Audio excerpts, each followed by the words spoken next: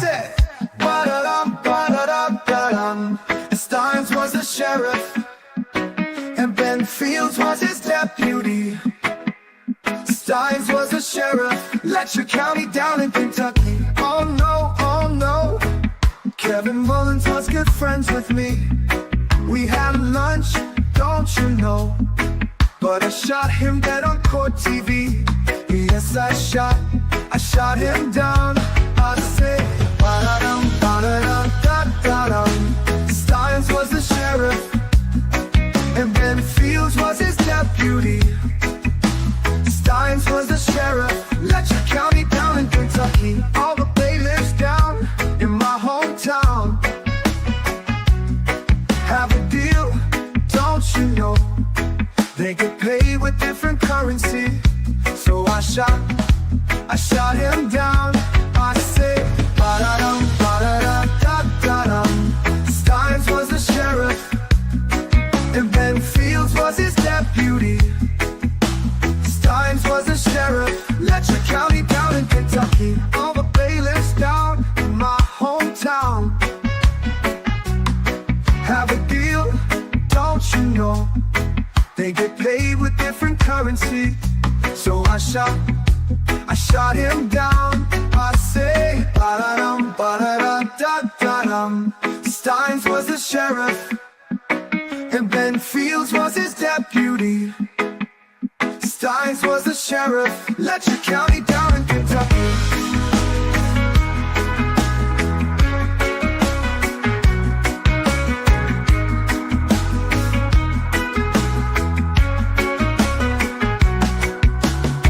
Women claiming sexual battery.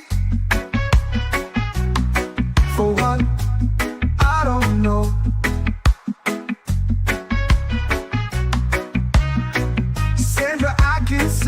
Went and blabbed on me.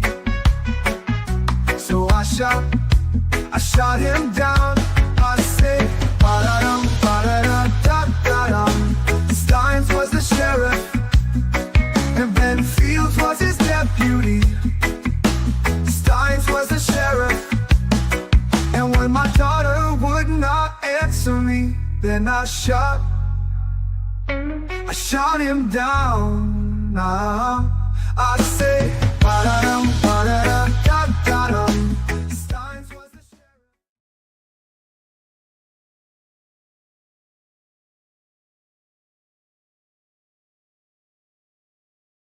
Hello, good morning, good morning. I'm pretty sure you can hear me, but I'm having some speak. Just bear with me. Just bear with me. I shouldn't be too much longer. Of course, they decide to do this right at the time when I go live. That's the way, isn't it? It's always the way. It's telling me I can't access my... I'm going to have to refresh this. So be back in just a jiffy. Don't go anywhere.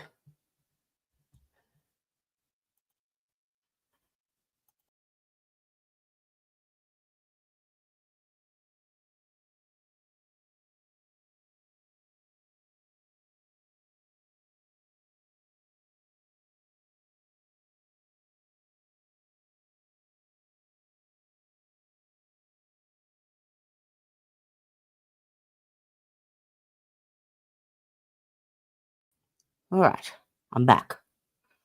Now, hopefully that should clear. Yes, okay, good. I've got access to my camera now. Should I? Okay. Whilst I am finishing off getting my makeup on, I thought I'd share this from lovely Tia. So shout out to Court and Crime with Tia. She has a video on Judge Mullins' wife. It's only a short one, but I thought we'd watch this whilst that will give you time to finish, and I'll be right up there. All right, let's share. Doop-a-doop-doop. There it is. All righty. So, yes, shout out to Tia. Give her a like and a sub. Share the YouTube love. You know the YouTubey things. And let's get on, shall it? Judge Kevin Mullins, but before we dive into it, I want to make something clear. This video is not going to paint him in a negative light. I've come across comments from people who think Judge Mullins was a bad person and deserved what happened to him, but I don't share that view. From everything I've found, there's no evidence to support such claims. My belief is that once the trial concludes, we'll have a clearer picture of who Judge Kevin Mullins was, as well as the full story behind Sheriff Mickey Steins, the man charged with his murder. With that said, let's talk about Judge Mullins. According to his wife, and from the records we have, Mullins seems to have been a good man and a well-respected figure in his community.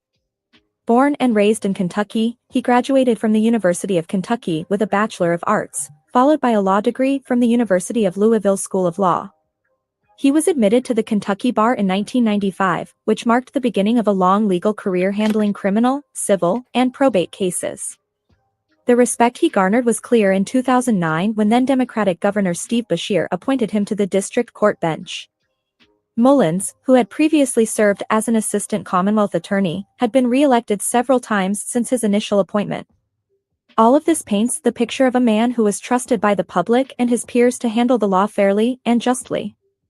So, if we're looking at Mullins solely based on his professional background and career, there's no reason to believe he was anything but a dedicated public servant. Now, let's talk about the events leading to his death. Kentucky State Police arrested Sheriff Mickey Steins after Mullins was shot and killed in his courthouse chambers following what's been described as a personal argument. While details of that argument are still unclear, what we do know is that Steins worked under Mullins as a bailiff before becoming sheriff in 2018. This is where the story gets more complex, because Mullins' chambers, though not Mullins himself, were tied to a federal lawsuit involving Steins and one of his deputies, Benjamin Charles Fields. Fields had been convicted of third-degree sexual assault and other charges, and a former defendant claimed that Fields had coerced her into sexual acts inside Mullins' chambers to avoid paying home incarceration fees. The lawsuit against Steins accused him of failing to properly supervise his deputies. This brings up a significant question: could this lawsuit and the pressure from it have played a role in the tension between Steins and Mullins? It's hard to say for sure at this point, but it certainly adds another layer of complexity to the case. The fact that Steins worked under Mullins, coupled with the lawsuit involving his deputy, leads us to wonder if their professional history had an impact on the tragic events that unfolded. Now, Steins,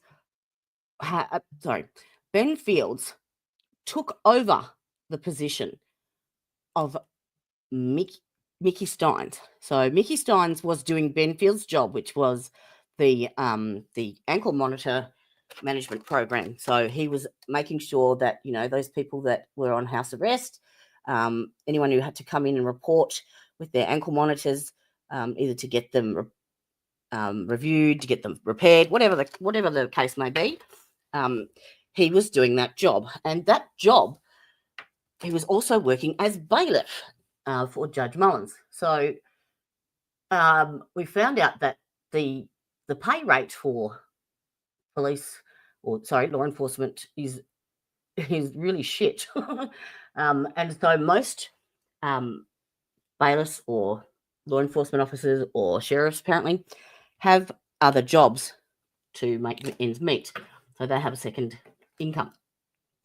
Now, this little scheme that apparently was in existence well before Ben came on the scene, he's just the unlucky bugger that got caught with it. So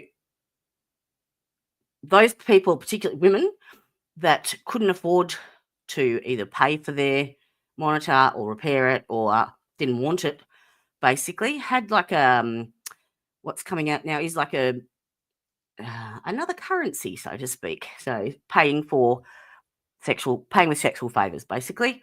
And Sandra Atkins was one of them, and that was the case that Mickey Steins had to had his deposition. He was subpoenaed to testify in that case, and his deposition was taken 3 days before the shooting of Judge Mullins. Now, apparently this was all in, it happened in the courthouse. It happened at various other locations, even their homes, because obviously they had their job as bailiff until 4:30 in the afternoon. So a lot of their work was done in the evenings and after work. So there wasn't a lot of people around, if any. And it was this case, the Sandra Atkins case with Ben Fields, that was the only reason that they actually put CCTV cameras in.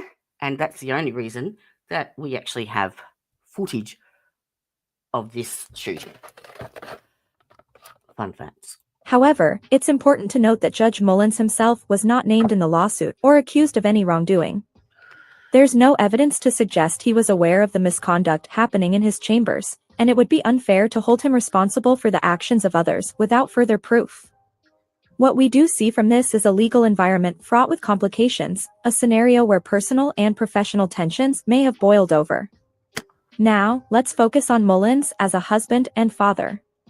His wife, Kimberly, shared a heartfelt message after his death, expressing her pride in being married to him and describing him as irreplaceable. From her words, we get a glimpse of who Mullins was outside the courtroom. He wasn't just a judge, but a husband, father, and someone deeply involved in his community. At his memorial service, others echoed this sentiment. They spoke of Mullins' compassion for people battling substance abuse, and how he advocated for treatment over incarceration. One of his peers, Judge Kothoff, said that Mullins was ahead of his time in how he handled cases involving drug use and addiction, a testament to his progressive mindset and willingness to help those in need. One woman, Casey Lucas, credited Mullins with helping turn her life around. She appeared before him multiple times until in 2019, he helped her get into a drug rehabilitation center. She's now working at a similar facility and is eternally grateful for the judge's compassion. Stories like this provide a stark contrast to the narrative that some have been pushing.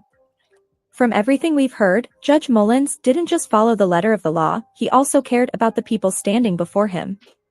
In my recent video, I talked about this persistent rumor that the motive behind Judge Mullins' murder was because he was protecting Stein's wife and daughter from domestic abuse.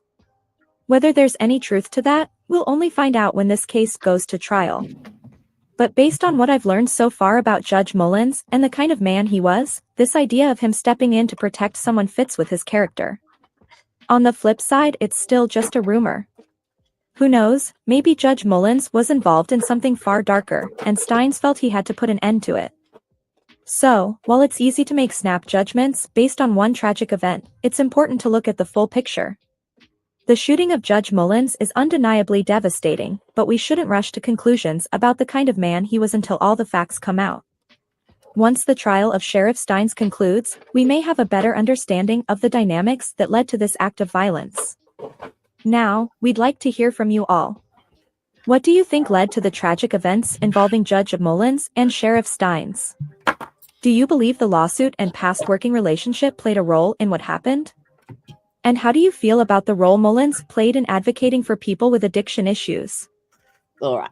I think that's enough. Let me... Hello. Oh, I'm down low. Go, go, go. Oh, too high. All right. Hello. I made it. Thank you, Tia. Thank you very much. Ooh, that's nasty. Okay.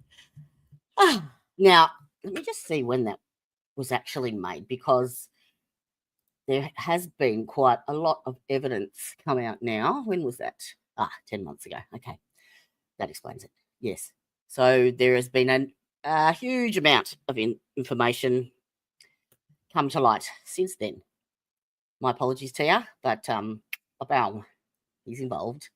And I'm not sure as to how involved, because just reading through the documents, it really doesn't give you a huge idea. It's communications between Mickey Steins and Ben and Jason Eccles and someone else on their Facebook page, their messenger. and they insinuate that the judge is involved. Messenger. So now on Friday, we started to go through some of the documents that are now out. All the depositions. We have the depositions of Mickey. We have the deposition of Sandra, Ben, and some more exhibits to go through as well before. Yes, we got tons and tons of stuff. So we're just going to have to do it the old-fashioned way and go through it one by one. All right. So what's this one? Ben Fields. Oh, Sabrina Atkins, Ben Fields. This is civil action for damages for violation of the constitutional rights of plaintiff by the defendants. Okay, so this is Sandra Atkins.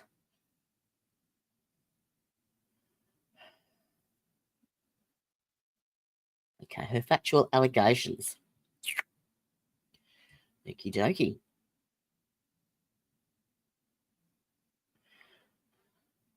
Plaintiff. Hang on, let me go back. Go back. Oops. Back it up. Okay. So it's Sabrina Atkins, the plaintiff, the Ben Fields, and Mickey Steins. All right, let me share this. Then you shall understand what I am seeing and saying and speaking. Kind of. If you can push through the block sinuses. There we go. Okay. Complaint. Now, when's this dated? Oh, okay. 31st. It was filed the 31st of January in 2022. Okay, so it's a civil action for damages, as I said before, and it's against Fields and Steins. The plaintiff, so Sandra, is a resident of Pike County, Kentucky. County deputy. Defendant Fields was at all times relevant to this complaint, acting as Letcher County Deputy Sheriff. Defendant Fields is sued in his official capacity on the declaratory relief and damages claims, and in his individual capacity as to all claims set forth herein, upon information that belief Defendant Fields is a resident of Letcher County, Kentucky. Defendant Mickey Steins is the duly elected Letcher County Sheriff. Okay.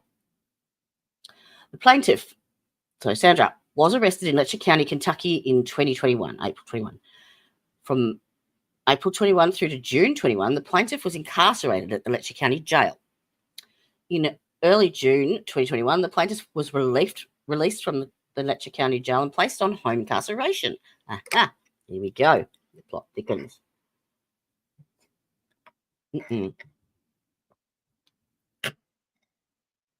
Defendant Fields, a deputy sheriff with the Letcher County Sheriff's Department, was assigned to the plaintiff's home incarceration officer.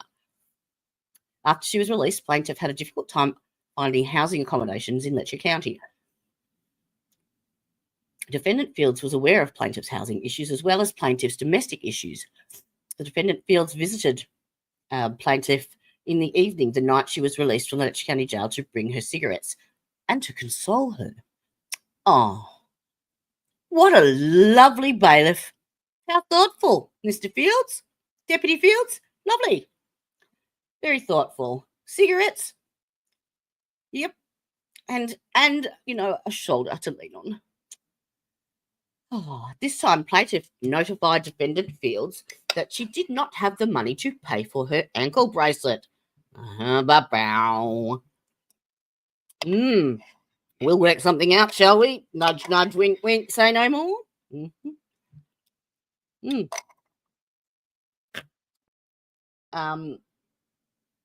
but she was terrified to return to the Letcher County Jail.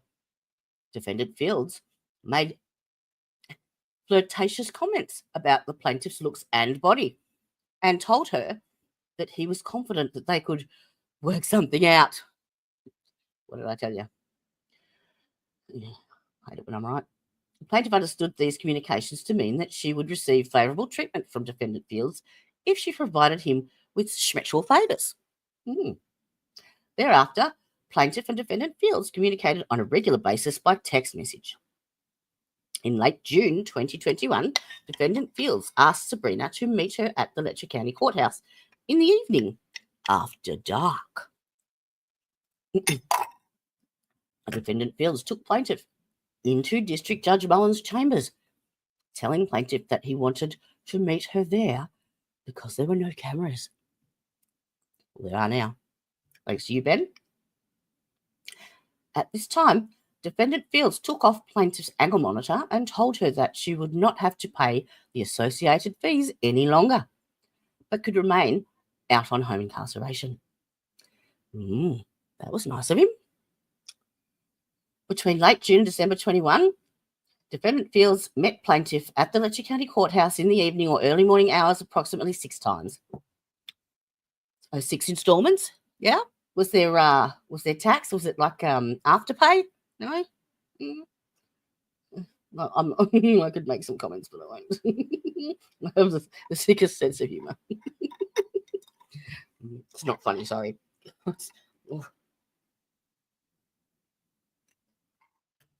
I think that's probably my way that I've adapted over the years of coping with all the crap I've had to see, hear, watch, listen to. So, yes, there is no offence meant by any laughing, because just how I cope. So, hello, darling. How you doing? This is Sandra Atkins' complaint against Ben Fields and Nikki. Just finishing my cup of soup. Yum. So we're at the good bit. So she's just told him he was very thoughtful. He when she got out of jail, he brought her some cigarettes and a shoulder to cry on.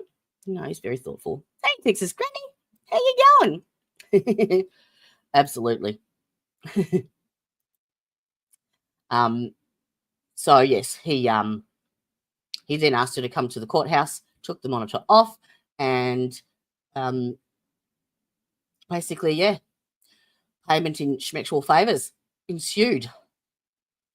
And it happened at least 6 times. There you go, 6 times. During these meetings, Defendant Fields' behaviour escalated from flirtatious comments to forcibly kissing, to schmoral schmecks, to intercourse with the plaintiff. Oh dear.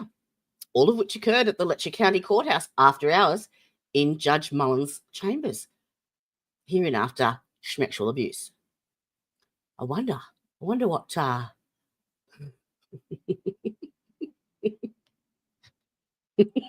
sorry, I just had a vision of Judge Mullins' chambers with the ultraviolet light.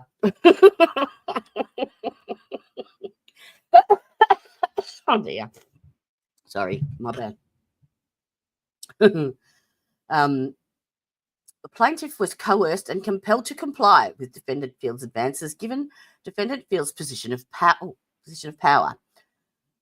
And because she couldn't afford to pay for the ankle monitor and didn't want to return to the jail. The plaintiff did not consent to the sexual abuse.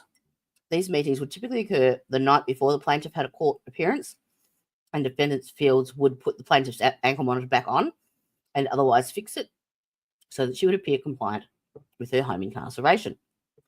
And what he also did was, if one of the judges randomly wanted to find the location of one of the women that was that had alternate payment methods, and he was at risk of being caught. He basically just told the judge that they'd absconded and they were hauled in. Arsehole. And as I said, they mainly happened after 4:30 because most of them had to work 2 jobs, and he finished as his bailiff at 4:30. Upon information and belief in late December 2021, certain persons at the Letcher County Courthouse were notified that defendant Fields was having inappropriate communications and or relations with the plaintiff, and were provided text message evidencing the inappropriate communications and relations. Oh, what are you doing?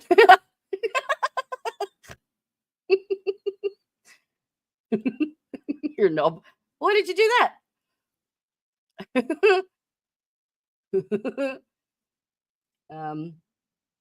Okay. Upon information and belief, defendant Fields became aware of the information contained in the preceding paragraph. So he was cottoned on to that she'd showed someone. Why can't they just say that? Like, upon information and belief. Really? He found out that she lagged on him. Like, really? In late December 21, defendant Fields stopped communicating with the plaintiff by text messages or otherwise. The jig, so to speak, is up.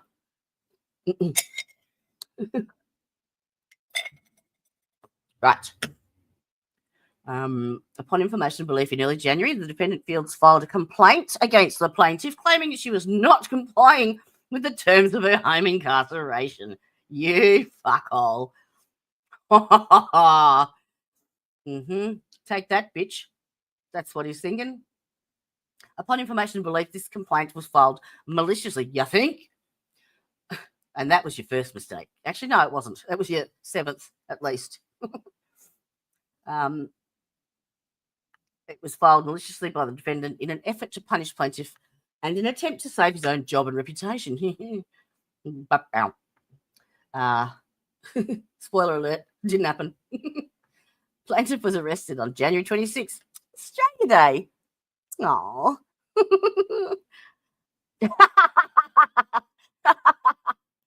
Oh. And why did that happen? My headphones have just gone off. Hang on, I'm going to have to plug them in, I think. Don't ask me why they went off.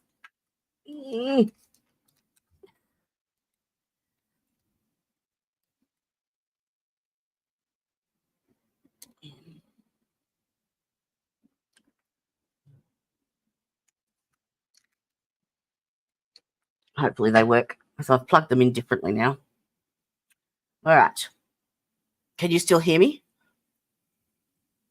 I don't think it'll affect your audio. It'll affect mine, though.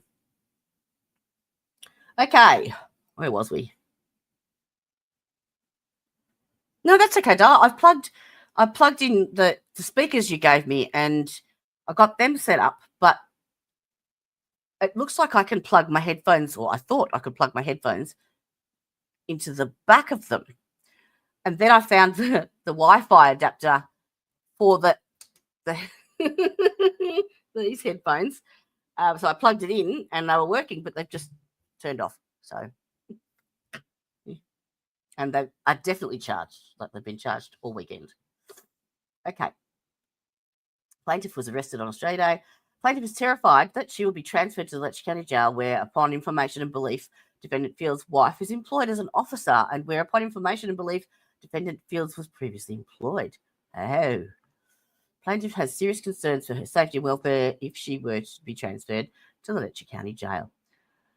Upon information and belief, there are other women who defendant Fields has similarly abused. The Letcher County Sheriff and unknown supervisors of defendant Fields failed to adequately train and supervise defendant Fields. No. They basically tapped out and shared the role, because Mickey had that job before Ben did. Yeah. He just perpetuated what was already going on. Upon information of belief, Letcher County Sheriff knew, yes he did, or should have known, that defendant Fields was sexually abusing females, including the plaintiff in his charge. Letcher County Sheriff did not reasonably respond to reports or suspicions. So she told him. Yeah. They in his deposition they spent the first 20 pages going over what training was needed, what policies and procedures there were, and Tricia and I couldn't understand why they were going through all that. Now it makes sense. Because they didn't get him to sign because you have to sign that you've actually received the policies and procedure handbook. And that wasn't signed until 12 months after he'd started the job. They're not very clever, are they? Okay. The defendant's conduct described above has caused severe injury to plaintiff, for which she's entitled to recover actual damages in an amount to be determined at trial. Count 1. All preceding paragraphs are incorporated herein by reference thereto. Yeah.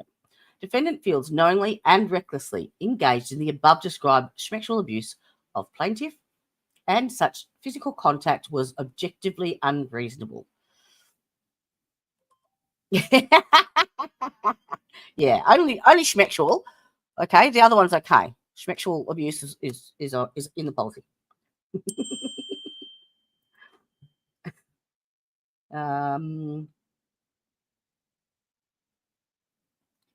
Defendant Fields' sexual abuse of plaintiff was not rationally related to any legitimate governmental purpose and was otherwise excessive. Oh, really? So he wasn't just a 1 minute wonder. It was excessive. And couldn't you call it, it's not related to any legitimate government purpose. So oiling the wheels of justice? No, nothing.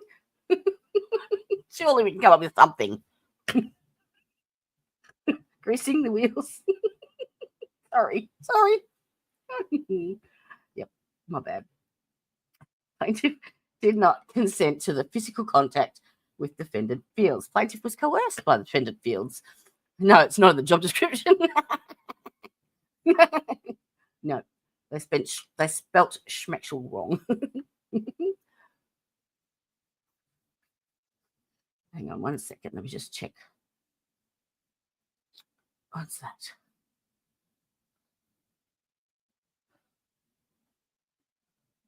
Oh, my Lord.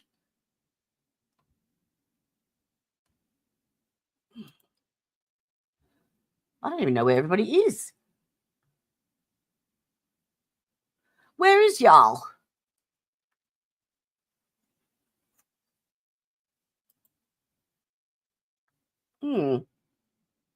Yeah.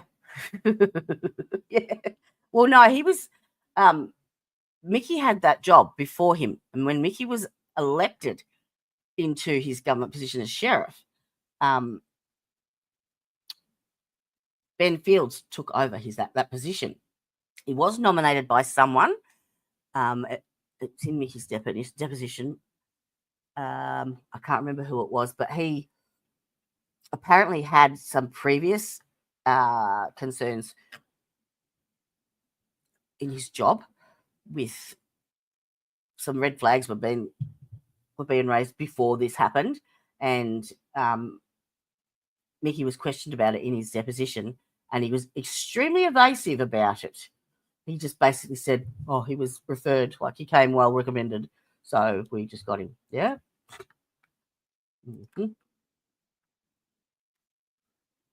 Plaintiff was coerced by defendant Fields, and to the extent she complied with defendant Fields' physical contact, did so only because she was intimidated. Who provided the plaintiff with privileges in exchange for sexual favours. Yeah, the bar. Sorry. The above described actions of defendant Fields constitute a violation of the plaintiff's rights. Yes. Plaintiff is entitled to recover compensation. Yes. Defendant Fields willfully, wantonly, recklessly, and maliciously. Well, some people like it malicious. Unconstitutional conduct described above. Plaintiff is entitled to recover punitive damages. Puny damages? Uh-huh. I'm going to have to cut this stream if I keep going this way. Hello, Christine. How you going? We're reading the complaint that Sandra Atkins made against Sherriff, Steins and Ben Fields for sexual assault. Plaintiff had a fundamental right to personal security and bodily integrity, extending specifically to the right to be free from sexual abuse. Mm-hmm. Okay. It was oppressive. Fields' conduct was intended to injure plaintiff in a way unjustifiable. Mm-hmm. Yes, it's against their rights. Compensatory damages. Yes, same words. Okay. Count 3. Defendant Fields was inadequately trained. Mm-hmm. The defendant, Letcher County Sheriff, and unknown supervisors of defendant Fields knew or should have known that defendant Fields was abusing his power and taking advantage of females on home incarceration under his control and supervision. Oh, he knew. The inadequate training of home incarceration officers employed by the Letcher County Sheriff's Department is likely to result in the ongoing violation of constitutional rights. Mm-hmm. They've been deliberately indifferent. Failure to adequately train or discipline employees proximately caused the violation of the plaintiff's constitutional rights. Yeah, it's all a lot of big words and rights. We know what he did wrong. He knows what you did wrong. And Mickey knows what he did wrong. All right, count 4. Negligence. Okay, so it's going to go through the exact same things, but under the negligence heading, and this is going to count 5, which is gross negligence and infliction of emotional distress. So they basically have to set out every one of those charges meeting those criteria. So they'll be exactly the same. Intentional infliction of emotional distress. Defendant Fields were intentional and are outrageous, and offend generally accepted community standards of decency and morality. As a direct and proximate result of the above described actions of defendant Fields, plaintiff suffered and continues to suffer severe emotional distress. Well, it does actually. Have you seen the thumbnail? Plaintiff is entitled to recover compensatory damages. Yes, he did all that. All right. Wherefore, the plaintiff respectfully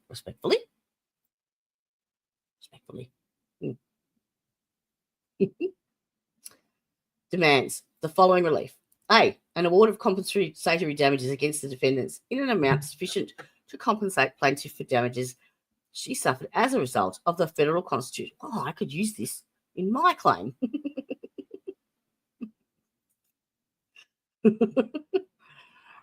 An award of compensatory damages against the defendants in an amount sufficient to compensate plaintiff for damages she suffered as a result of the above described basis for liability arising under state law.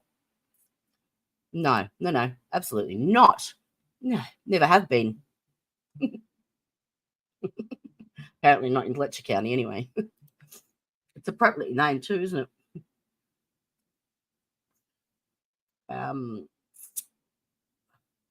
Have you ever had your headphones plugged into the speakers? Like, does that work? Because it's got 2 headphone jacks, and I thought it would bypass. I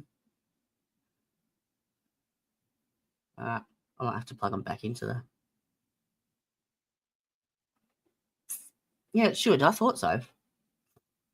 Because I've got them hardwired into the back of the computer. The speakers are hardwired in.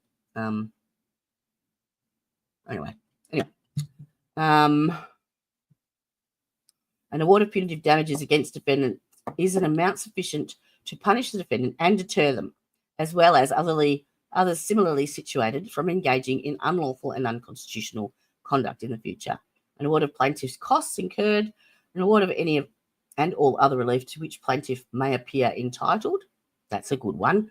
Oh, I'm going to have to remember that one, just in case you forget something. And the plaintiff respectfully demands a trial by jury on all counts, so trial. Right on. That's that one.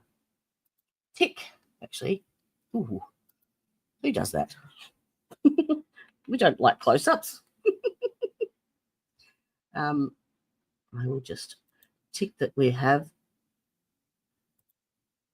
read that. Actually, I'll name it a different name so that I know when I come back. Sandra, complaint.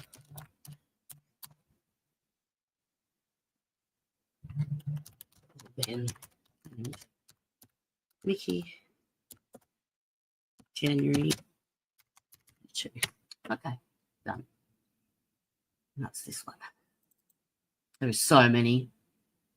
Okay, audio files from Detective. Oh, bugger. The audio files didn't download. God damn it. I got the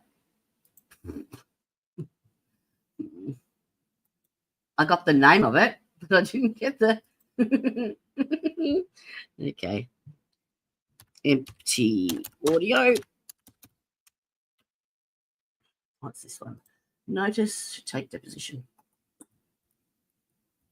Second Amendment notice to take deposition of Mickey Steins. Okay. That was just, he's been told twice. What's this one? Joint status report. Let's see.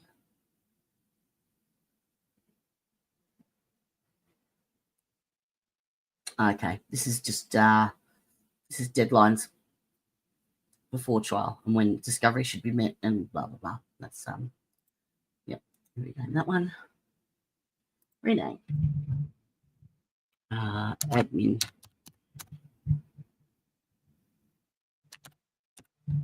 Actually, I sorted all this out. Where did I save it?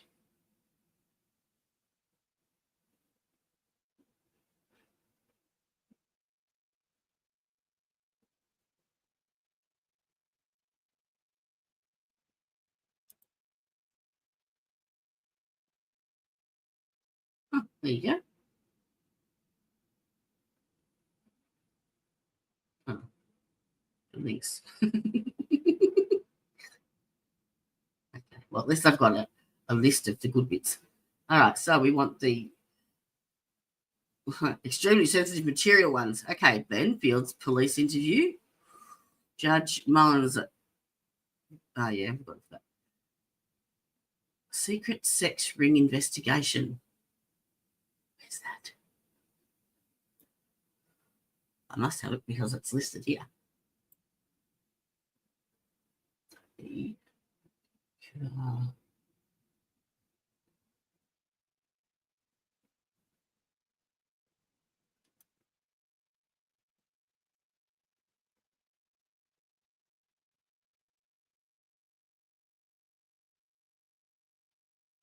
There is it.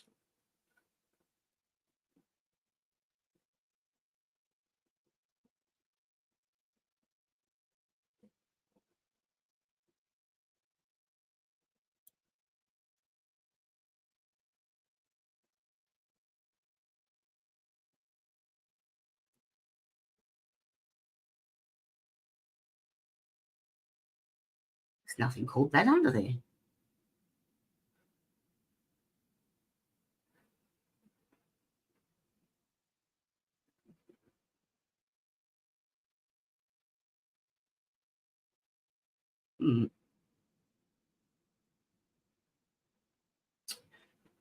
Right. Okay. What's that?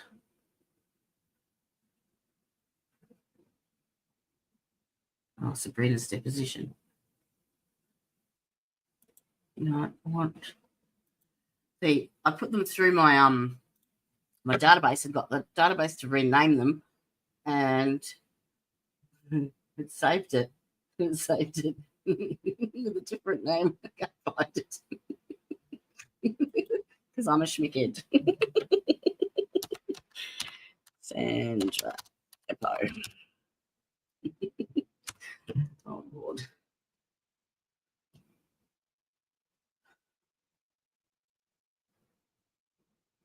I have no idea where it's put it.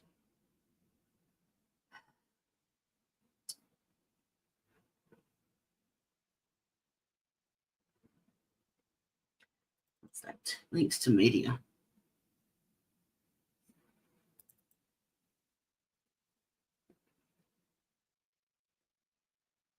Kentucky judge. Okay, let me share this.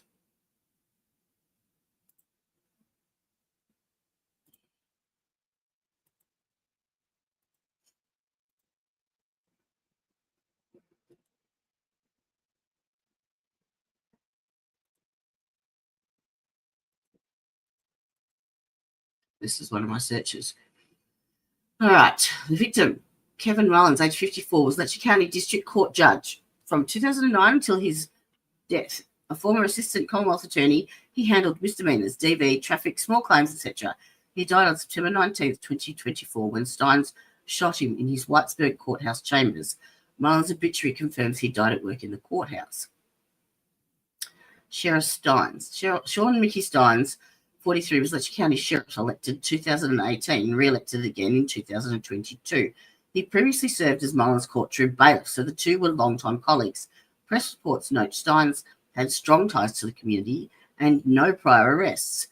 Well, he wouldn't want to, he's a sheriff.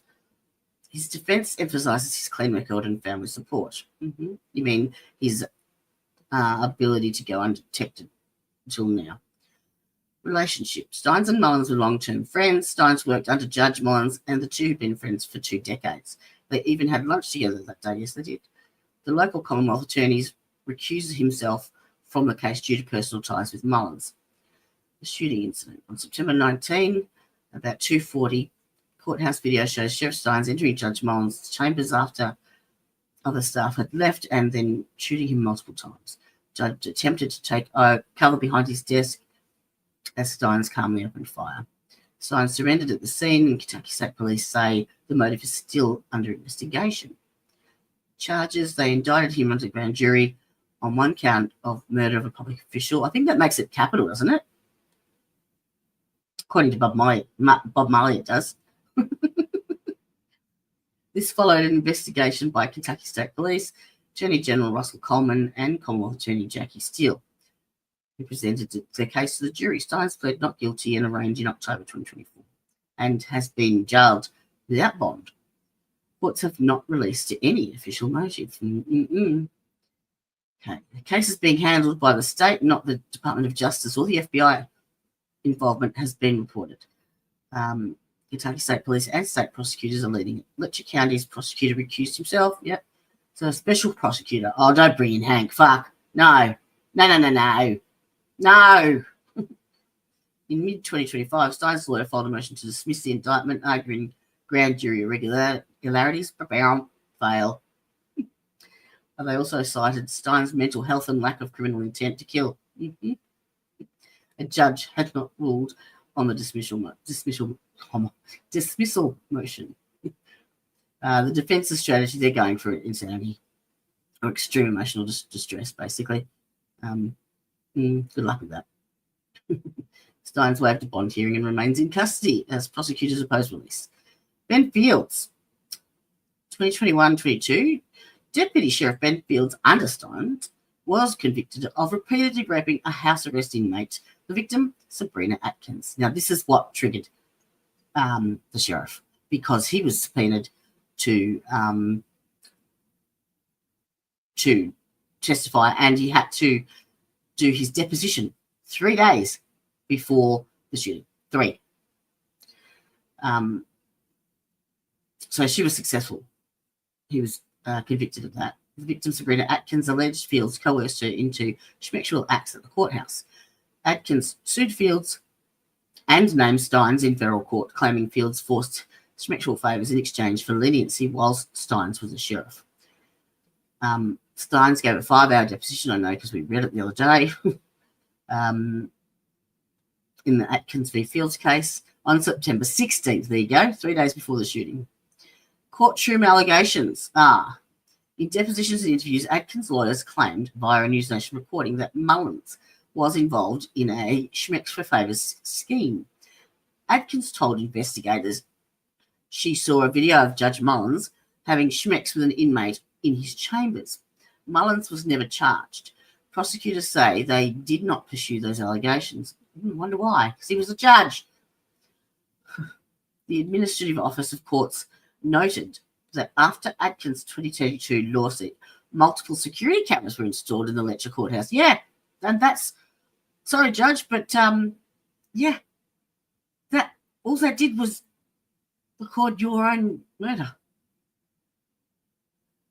Stein's mental state and family. Stein's lawyer reported that after the 16th deposition, he became severely sleep-deprived and anxious. Wonder why? Because he knew that while Ben was going down for this one, he'd been doing it for years before. He's about to lose everything. Yes, I did. Yep.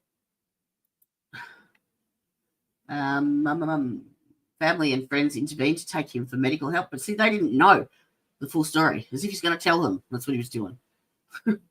He expressed his fear of other people harming him or his family. Yeah, because there was that many people involved. He's been named in a lawsuit, and they're thinking he's going to roll on them. Hello?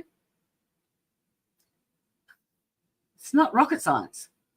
His attorney says Steins believed an outside threat. Yeah. Was targeting his wife and teenage daughter and feared his family was in imminent danger, which he claims motivated the shooting. As of August 25, Steins is awaiting trial. No trial date has been publicly recorded. All of the above information comes from court documents, law enforcement statement. Yes, it does. Thank you very much, Mr. Database. We love you. Oh, we don't love that, though. I just want to know where you saved it all, though.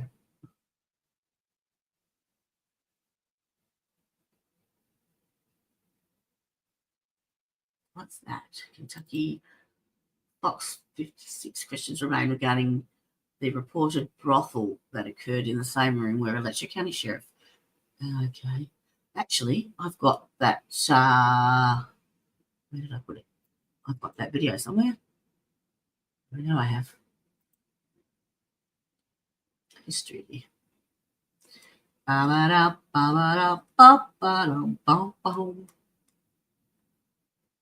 Steins was the sheriff,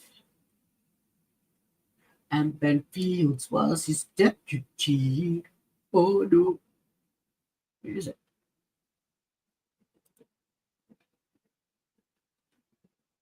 There it is.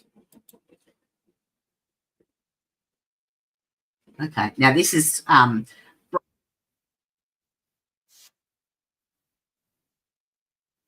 views Slady 6 days ago released this, so give him a like and a sub, and this explains in detail what is going on. Let me just put CCs in. Yep, beautiful. Full screen, share it.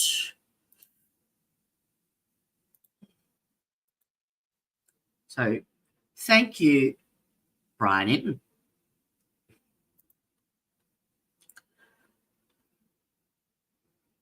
So bad pause. Sorry, Brian. Sorry. Looking into all of it for this edition of Brian Enton Investigates. Okay, I can't hear that. Hey guys, so I've got two really interesting interviews coming up from Kentucky. First of all, a woman who I spoke to who said that she had sex with the judge countless times. The judge who was murdered. She said she had sex with him countless times to get out of crimes, and she says that is just the tip of the iceberg when it comes to the corruption. Also, a jailer, a different woman who worked in the jail as a guard, who says that there were sex parties going on in and around the jail, and she goes into detail. So you're going to hear from both of those women in a second. First, let me give you guys some of the backstory here, catch you up if you haven't been following this case. Former Letcher County Sheriff Sean Mickey Steins has been jailed since the killing last September of the judge. It was caught on surveillance camera. This is in Whitesburg, Kentucky. That's where I was. And again, just think about this. This is a sheriff, the county sheriff, killing the judge. So this is extremely unusual. And from the moment this happened, I knew there had to be more to the story here. Steins is accused of fatally shooting Letcher County District Judge Kevin Mullins in the judge's chamber. And Mullins died at the scene. And Steins, again, who was the sheriff at the time, surrendered without incident.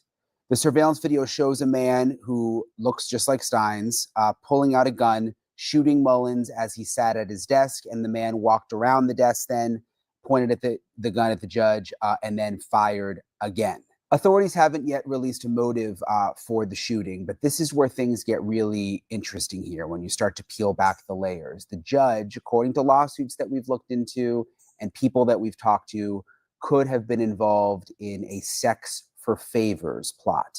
The judge was connected to a sex for favors scheme when women on house arrest exchanged sexual acts for special treatment. And this is according to a lawsuit. Now, since the murder of Judge Mullins, everyone has speculated as to Sheriff Stein's motive for killing Mullins. The reason behind the shooting, according to some locals, could be that Judge Mullins, again, was involved in this sex for favors scandal, demanded that Stein keep his mouth shut about it when a lawsuit was filed by one of the victims. And at this point, at least 2 women that we know of have filed lawsuits who say I'm sorry, but his skin is, sorry, bad pause. His skin is way too perfect for a male. I'm sorry. Look at it. They were forced to have sex, or they were told that they would have to go back to jail. And so that takes us back to where we are now, these women coming forward, including a woman who I interviewed named Taya Adams, who sat down with me. I went to her home in Kentucky, and she said that she had sex with the judge to get out of trouble. She acknowledges that the corruption is widespread. She also acknowledges that she's been in and out of trouble for addiction, and has been in and out of jail, but said that actually made her the perfect victim, and says she is telling the truth about what happened. Listen to this. So, what was your first interaction with the judge? I knew him before because my sister worked for the Commonwealth Attorney for a really long time. Like, I grew up in his office and stuff. So whenever he got elected to be Commonwealth Attorney, and we moved over into City Hall, and then Kevin was the assistant Commonwealth Attorney, and his office was like across the road from it. And I was kind of like informal intern in there, like learning office management and stuff. And I went over to his office to learn how to take a deposition. And that was the first interaction that I had with him as far as the sex and stuff goes. What happened? I gave him oral with my shirt pulled down. And whenever we were done, he threw money in my face, told me to clean myself up, and reminded me that I knew better than to tell my sister. And what was his job at that time? Assistant Commonwealth Attorney. And we would do sex parties and perform shows and have sex with them for money, things like that. Where were the parties? Various places. There are different cabins. There's an apartment down like toward Thornton that they would use that's got like mirrored ceilings and a bidet and a sex swing and all the things. Oh, I got a funny story to say that. Sorry. Mirrored ceilings. When I got married, 1994, we went to Tasmania down the East Coast on a tour for our honeymoon, and we had only booked like the first night and the last night because we just sort of planned to go at our own leisure. And one of the places we stopped at to have a look at on the way was a pub right, I think it was in Strawn, right on the beach, and we went to check out the room, and it had those mirrored squares on the ceiling. And I looked up at it. My husband said, "No, I can't do it." I said, "Why?" He goes, "Because every time I wake up during the night, I'll think there's a naked skydiver falling on me." Sorry, just had to share. Did you feel like you could say no? No. No, and they would make sure to make you feel as small and degraded and belittled as possible to take your power away, you know? Yeah. What sort of things would they do? But also, like, I have to say, like, we were having fun too, you know, like we were doing drugs, was doing coke, doing a lot of cocaine, partying, you know, like it wasn't like they were just like, they weren't raping, like physically, like, you know, what people think about when they hear the word rape. It was consensual, but it was the thing that we were so young, and then they used it against us and to destroy our lives later. How so? With the legal system, and CPS. They held it over your head. Systematically removing your whole life, piece by piece. Did they ever tell you that you couldn't say anything? Yeah. I mean, that was just a given, you know, and like who would believe it anyway, because the whole town's doing it, you know, nobody cares. They're all swingers. It's all a big party to them. It was just like so normal. Did you ever have sex with him after he became judge? Yeah. When he was the judge? Yes. I've had sex with him in the chambers. I've had sex with him upstairs. You had sex in the chambers? Yes. How did that? It was not the room that's on film. That's on that where that camera is, where the murder and stuff happened. That's not the room that was always the chambers. I don't know, like I think it might be behind that where it was, but there was like a different desk and everything in there. That's not the same room. And how did that happen? What? The sex in the chambers. I mean, we would just like, sometimes we'd just go over there and hang out, and he'd be like, just hang out, let me go sit on the bench for a while, I'll be in a minute, you know. And everybody would come back there and smoke and stuff after. The girls who they would bring them up from the jail for the house arrest people and stuff, they would have sex all over the place with them too. From the jail? Yeah. Were you ever there when that happened? Yeah. You saw it? Yeah. I knew the girls personally. Yeah, they were my friends and family. They were the people that we lived with on the streets. So they would the other ones that they've done the same thing to, and taken their kids and slammed them and put them with all these big crazy charges. So I mean, you're saying it like it's so normal, but I just want to make sure. Yeah. So the judge would have sex with inmates from the jail. Yes. And you saw it. Yes, I was part of it. I was one of them. Not just from being in jail, like coming in off the street and seeing them. Yeah. How did they keep it a secret? It wasn't a secret. Wasn't a secret. Not all. Why did you feel like you had to have sex with the judge? Because he's the one with the power. He holds my entire life in his hands. He's the one that makes the decisions over whether I get to keep my children or not. He's the one that makes the decisions on whether I go to jail or whether I get like they would drug test me all the time, and I would pass it, and social services would come in and say like, no, she failed it, and I would have to make them lab it every time because I wasn't failing it. That was the one good thing that Kevin did for me when my twins, we fought for them for months, finally got them back in the home. Social services was so harassing and so bad that he called her out in court. He said, that's enough. He said, you have taken this too far, and I'm reporting you to Frankfurt. And he called the ombudsman, like contacted me and to supposedly open an investigation against the child services here. And I never heard nothing about it. Did the judge ever say you have to do this, or if you do this, you come see me 3 times and we'll take care of this?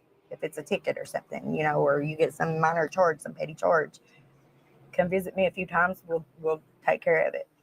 You would say that? Mm-hmm. Absolutely. Yeah.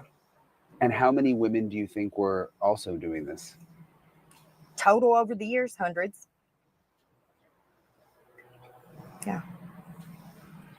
And not just for the women who had charges. Like if your man or somebody, your child is in there, then you could go see him for that too.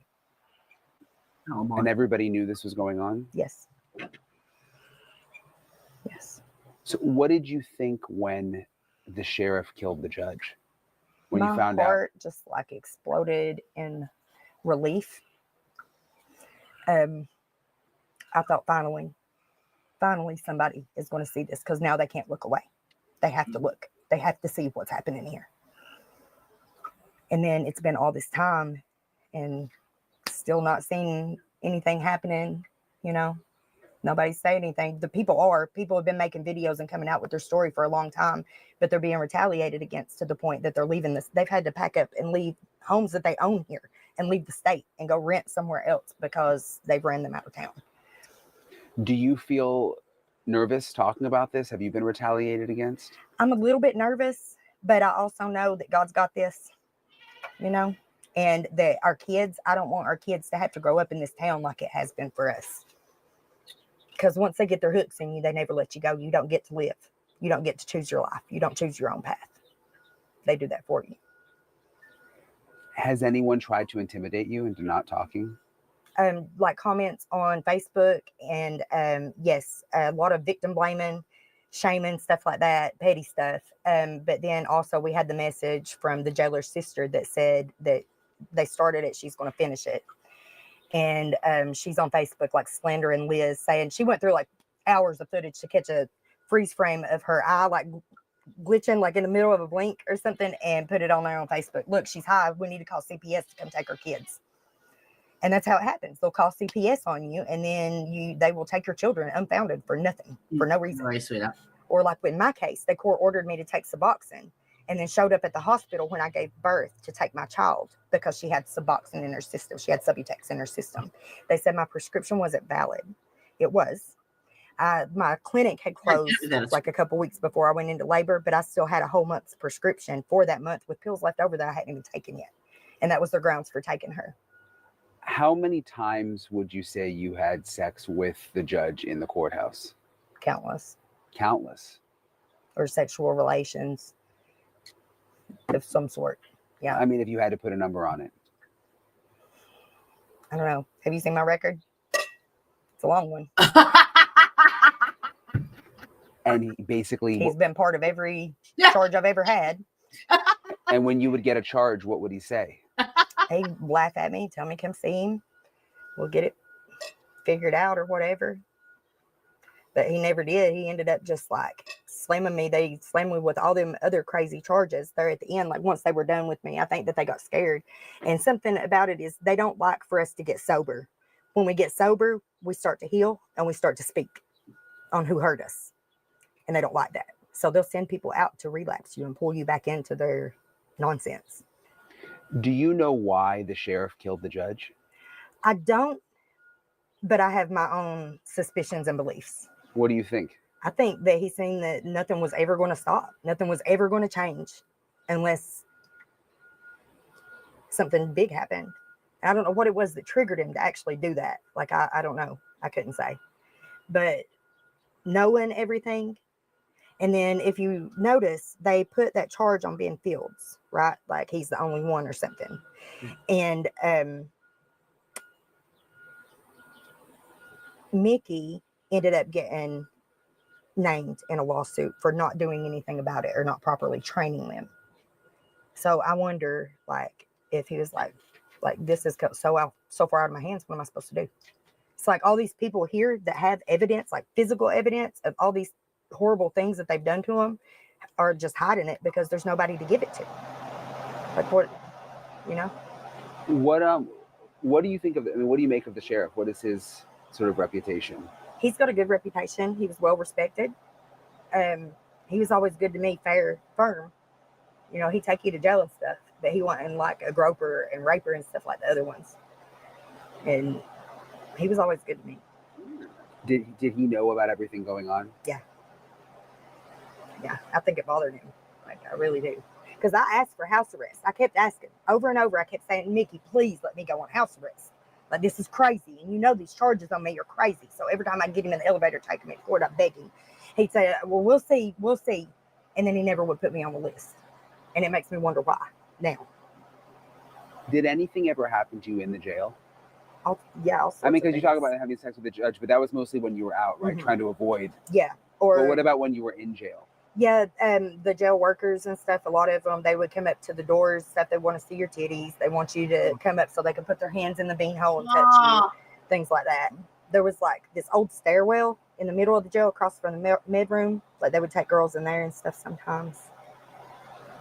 How do all these officials get away with this? They run it all. Judges there. They run it all. Their rehab programs and stuff, they're all in it together. They all got their hands in it. The drug court, they just keep extending your sentence. How is that? Do you know what happened with my case? We had the fight. They charged us with unlawful imprisonment in a holding cell beside the booking desk. They charged us with unlawful imprisonment, which is kidnapping. That's the charge that stuck. And they told me I had 7.5 years total. I get to prison and get my timesheet. I had 12.5 years. So I went and sent legal aid. They said, once the final judgment is filed, there's nothing else that you can do. It's final. So I did my time. I made parole upon completion. I did all their programs and stuff that I was eligible to do. And when I got out, they tried to make me to go to drug court. They tried to add drug court onto my sentence. And I threw a fit. I said, no, this is not right. And this was not part of the plea deal. And y'all already screwed me and gave me 5 extra years anyway. We're not doing this. My parole officer went back in his office, and he came back out and said, well, they agreed that if you would do aftercare for 6 months, that you don't have to go to drug court. So I did their aftercare. I did their MRT classes, anger management, parenting, you name it, I did it. I served out. I went to go get my gold seal. I was so excited and so proud that I accomplished it and that I was done. I finished it, like I've worked so hard my whole life just to get out from under this place. Finished it.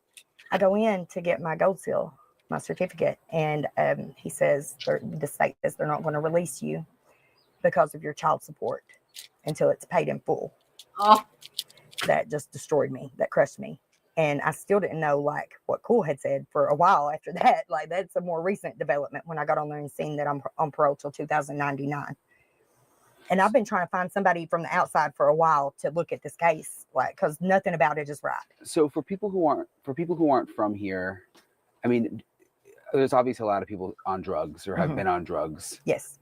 Does that just make them vulnerable to this whole system? It does, and they use it. They start giving you drugs as a minor. So you're already addicted.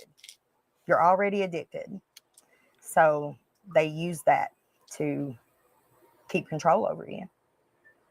Do you think it's diabolical? Do you think they think, oh, no one will listen to these people because they have records, they have been on drugs? And that's why they want to keep us messed up and, out of it. So we don't have any credibility. Yeah. I also spoke with a woman who says that she worked in the jail. So she had a very interesting perspective. This is an interview that aired first on News Nation. Look at this. So you worked in the jail? Yes, sir. Yeah. How long did you work there? About 3.5 months. Okay. Yes. And what was your job? Deputy jailer. And I was one of the guards. One of the guards. So in with all the taking care of the inmates and stuff like that, helping give out trays, meds, watches. There's a lot of times I was in the booth, just different things. When did you realize that something strange was going on at the jail? When Ben Fields came in and became an automatic trustee. That was what had made my eyes go, oh, wow. Okay, so our systems aren't how they're supposed to be, not even in our guidelines. It confused me because, most times in jail, when somebody comes into jail, you're there for a while, and then there's the process of, if you want to become a trustee, which is one of the inmates where they get to do special jobs like helping prepare the food or going out on work release, you have to apply for that. You have to ask for it. You have to show that you have the initiative to want to do it. And Ben Fields, from first day stepping into our jail, was a automatic trustee. Special treatment. It was awful. We have 2 solitaries that is beside the ice box where they keep all these supplies, feminine products, pops, stuff like that, which is supposed to be a one-man cell. At some points, there's 2 or 3 people in there, but there was 2 men that was in that cell that had gotten moved. So that way Ben Fields could be moved into that cell. He got a brand new bed. He got a brand new flat screen TV, automatic trustee. He had his own pack of cigarettes in the break room, Marlboro red shorts. It just wasn't fair. You know what I mean? It just showed the system wasn't how it should be. Did you ever see anyone having sex? I never seen anybody having sex, but I had heard stories. One of the female guards specifically was telling me that one of the places she takes male inmates was the storage room, which used to be a stairwell in front of the medication room. It's literally directly across. You can't get in there without a key, and that's where they take them. A lot of times they get took up into the courthouse, especially after hours late at night. Nobody's at work. Nobody's up there, so it's all empty. It's all empty space. How common was that? More common than you would want to believe in the court system. Even down to some of my daily supervisors. There'd be girls sign themselves out and take them on home. It was sick. The supervisors would take the inmates home for the night? Yes. When there's policy, once an inmate leaves that jail space, you're not supposed to be in contact with them for 6 months. So it's one of those things, oh, you're taking them, and then the girls go back and tell them the stories, oh, I slept with this person when he took me home. You know, it's sick. What did you think when you were working there? That it was a brothel. It is all just it's all a brothel between all the employees sleeping with each other and sleeping with the inmates that come in. And a lot of them, they are repeat offenders. A lot of them are permanent stayers. It's nasty. It's sickening. I've even had one of my personal supervisors go way over the limits of even trying to get my family to force me to be in a relationship with them while I was previously in already in a relationship. And it's like, sir, like, this is supposed to be you're a work friend. You know what I mean? It's not a good environment. What would the inmates get in return for having sex with, the leadership?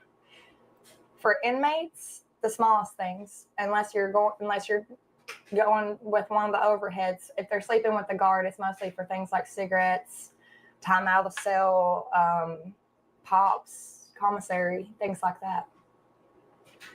Wow. What did you think when the sheriff shot the judge?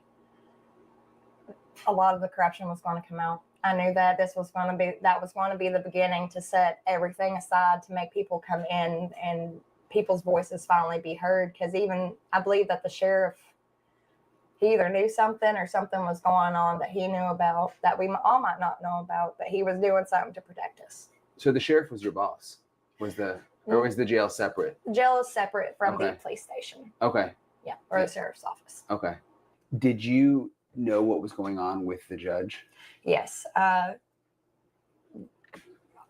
No, that's a reverse question of which part of what was going on. Did you know, inmates were having sex with the judge? Yes.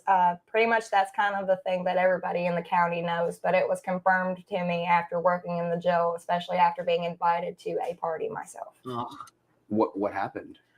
I said no thank you. I declined and kind of just went back on to what I was doing. It was just one of those things of, was I just asked that? Like, did that just really... To a sex party? Yes. Who asked you? It was Mr. Mullins himself. What did he say? He had talked about they do little get-togethers and everything. He didn't explain it to me as in a party. It was a get-together of some of the higher-ups. I'm not going to say names for other purposes, but for some of the other higher-ups, and it was just a get-together, them doing like a little meeting, like a lunch, dinner. Sorry, I keep getting mixed up, but he didn't really get too far into it. But if you're being asked to go to a late night get-together with the higher-ups, that it's not nothing to do with eating. Right. At least not food. So you knew what was going on? Yes. Other coworkers, and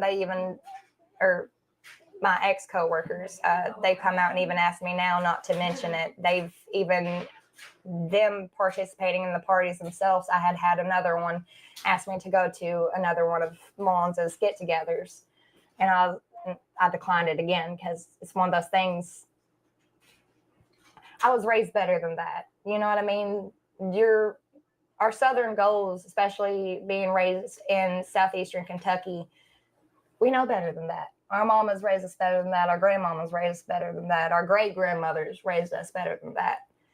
But a lot of the cases for a lot of the girls, especially like our girls like Ty or like C. Bentley or a lot of the other ones, they are forced into doing stuff like that for either help with cases, or it's just a lot. It's a lot to deal with. And there's other men and stuff too around here that host and do things and film, make their own movies and stuff too. That's why I say a lot of them, the higher ups is what I call them. especially from where I'm in a court case right now. I don't want saying a lot of names because you never know what they could do to us, especially for retaliation. But if you know in the county. Everybody knows. They might not speak on it. They might not want to be involved in it because of the fear of retaliation, because there's so many people that has come out and spoke out about what Judge Mullins has done or other crimes that have been participated in just regards of Mullins and Mickey Steins and all this. And they go to speak out and they either end up overdosed when they're clean or you don't hear from them again. And I get that. And for all the people that have spoke up, I'm unbelievably proud of them, especially our girls like Ty. I'm so proud of y'all, especially speaking out. Things like this that happen in small communities and small towns, even if we're afraid to speak up on it, we need to, because is this what we want for our next generation? Is that what we want for our kids? What we're going through, what our past people have gone through, do we want that for them? And no, I don't want that for my daughter. I don't want that for my son. I want better for them. I want an actual community that's not based on if you got money and know people and if you're willing to get on your knees or on your back. It's sickening. And I want better for them. I want better for not just my babies, for Lexi's babies, for Ty's babies, for all of them. My grandchildren one day. I want better for them all. So the latest on this case is there was just a hearing for the sheriff. He's been in jail ever since the murder of the judge. His attorney is now asking for a $50,000 cash bond, saying that he should be let out, saying that he's not a flight risk. There's been no decision right now on that. He remains behind bars right now. But it seems the information that we're beginning to get on this is just unraveling, again, of what was going on behind the scenes in this county, what may have led up to this very unusual shooting where a sheriff shot a judge. So I'm going to stay on it. I'm still continuing to talk to people. There are a lot of people that I've talked to there who are nervous to go on camera to tell their stories, but are sort of talking to us behind the scenes. So I'll keep you guys posted. All right, see you later. Now, well, just even listening to that, to me, that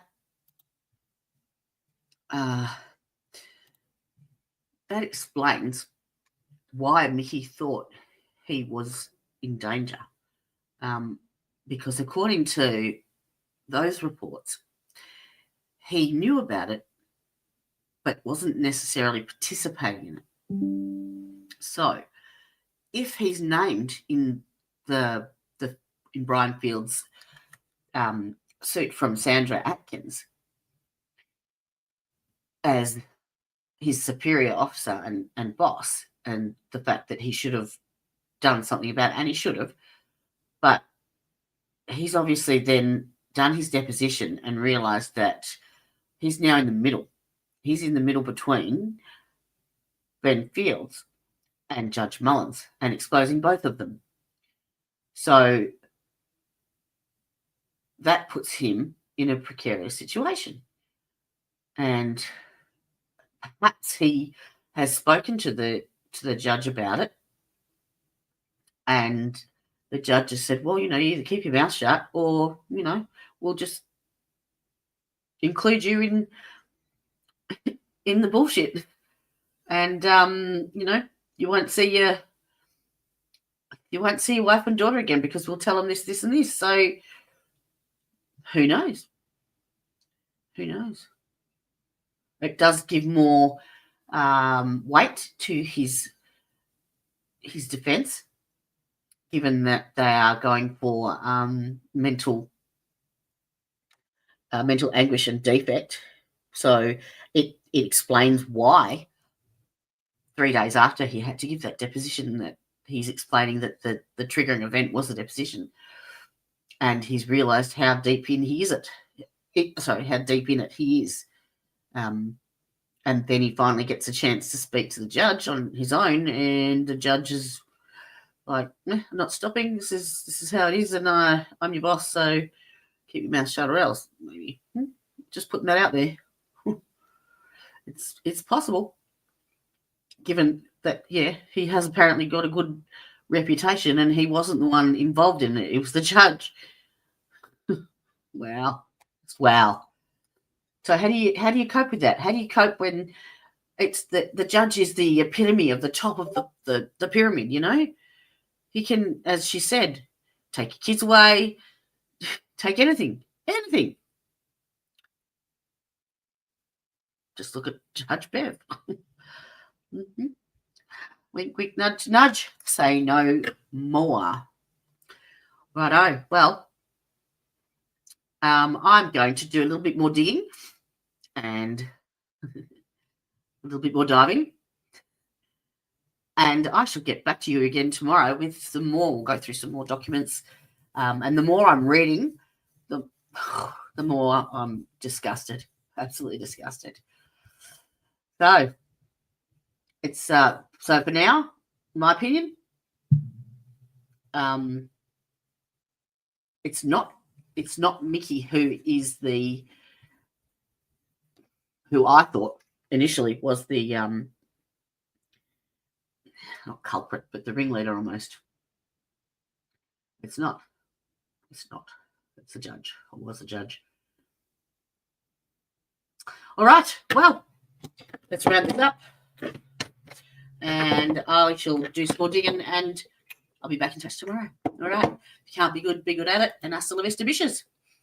Bye-bye.